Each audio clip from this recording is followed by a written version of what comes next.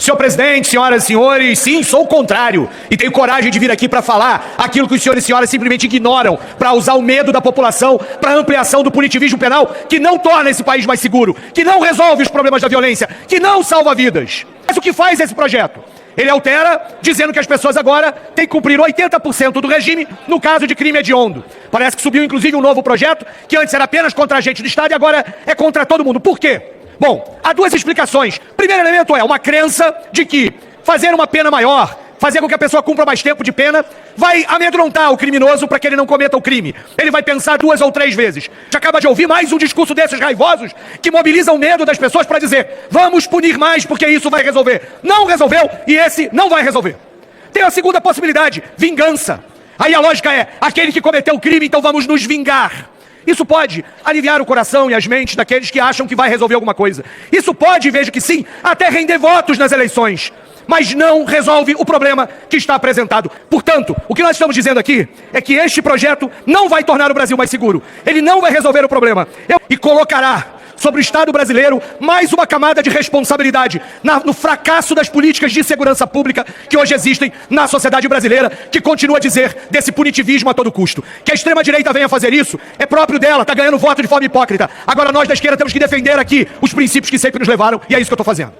Senhor presidente, eu vi o deputado do PSOL aqui colocando que o aumento de pena não adianta, que o criminoso não pensa 2 ou 3 vezes antes de cometer um crime, se a gente aumentar a pena ou aumentar o período em que ele fica na cadeia em regime fechado, como nós estamos discutindo aqui, 80% da pena dentro da cadeia caso ele cometa um crime hediondo. Na minha avaliação, aliás, nem deveria haver progressão de regime. A pena tem que ser cumprida 100% daquela prevista no Código Penal e, para além disso, proponho e ainda continuo coletando assinaturas dos colegas para um plebiscito, para nós termos uma nova Constituição que permita pena de morte e prisão perpétua. Mas eu parabenizo e entendo o relator, o deputado Fraga, que melhorou esse projeto. O projeto inicialmente previa apenas o endurecimento para quem cometesse crimes contra autoridades, como se a vida de autoridades valesse mais do que a vida de um cidadão comum, e o deputado Fraga expandiu isso, estendeu isso para todos os crimes hediondos. Então a proposta é ampliar para 80% o período em que o criminoso por crime hediondo, condenado por crime hediondo, cumpre a sua pena em regime fechado antes de progredir. E eu quero responder ao deputado do PSOL dizendo o seguinte: saiu um estudo há 2 anos, um estudo mais recente sobre isso, mostrando a opinião dos presos. 400 presos no estado de São Paulo foram entrevistados.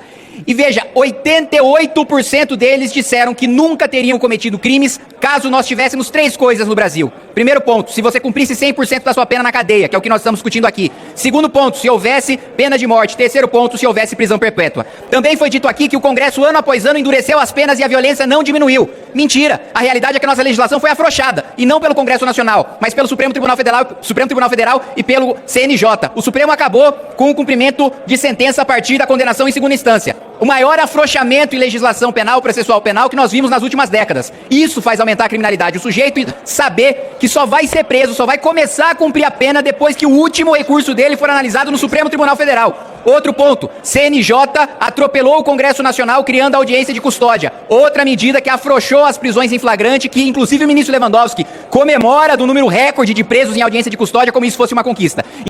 Eu escutei a argumentação de alguns parlamentares do PT dizendo que votariam o projeto se os 80% forem apenas para reincidente. E aí eu quero questionar esses parlamentares.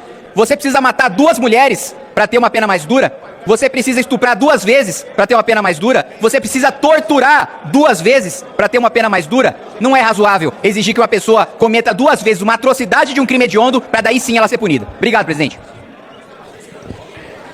Está encerrada a votação.